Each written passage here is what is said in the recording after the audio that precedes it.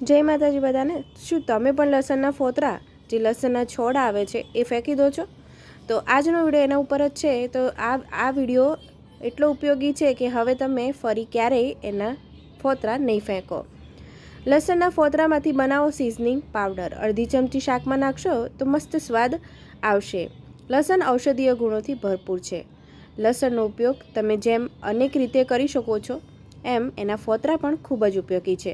મોટાભાગના લોકો લસણના ફોતરાને બેકાર સમજીને ફેંકી દેતા હોય છે, પરંતુ તમે લસણના ફોતરામાંથી એટલે કે જે લસણના છોડા છે એ મસ્ત સિઝનિંગ એમાંથી પાવડર બનાવી શકો છો। આ સિઝનિંગ પાવડર સરળતાથી ઘરે બનાવી શકાય છે અને સાથે તમને અનેક રીતે કામમાં પણ આવે છે। એના ઘણા બધા ફાયદા છે, તો એના ફાયદા વિશે પણ જોઈશું, કેવી રીતે બનાવવાનો છે પણ જોઈશું, એનો કોને ન પણ ખાવા જોઈએ એના વિશે પણ હું માહિતી આપીશ। તો જાણો આ સિઝનિંગ પાવડર ઘરે કેવી રીતે બનાવશો। સિઝનિંગ પાવડર બનાવવા માટે સૌપ્રથમ લસણના ફોતરાને ધોઈ લેવાના છે, કારણ કે લસણ ઉપર ક્યારેક ઘણી બધી માટી પણ લાગેલી હોય છે, કચરું પણ લાગેલું હોય છે, જે ક્યારેક એવું કચરું પણ હોય છે જે નરી આંખે નથી જોઈ શકતા, એટલે એને આપણે ધોઈ લેવાના છે।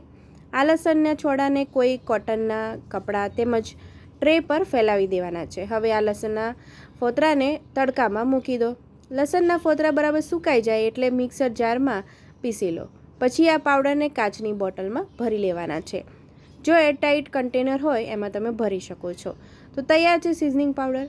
જાણો કેવી રીતે ઉપયોગ કરશો। તો હવે જાણીશું કે લસણનો જે છોડાનો જે પાવડર બનાવ્યો છે એને તમે શામાં વાપરી શકો છો।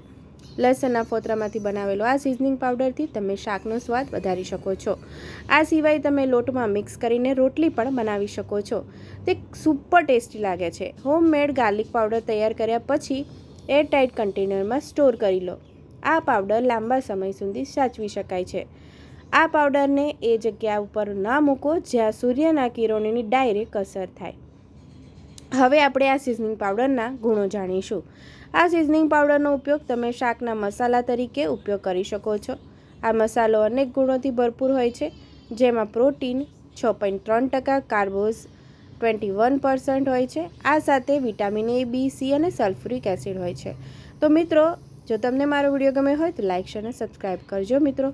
અને લસણના ફોતરા, જો તમને લીવરની તકલીફ હોય, બીપી હોય, તો તમારે લસણના ફોતરાનો પાવડર ઓછો ખાવો, લસણ ઓછું ખાવું, એની આડઅસર થઈ શકે છે।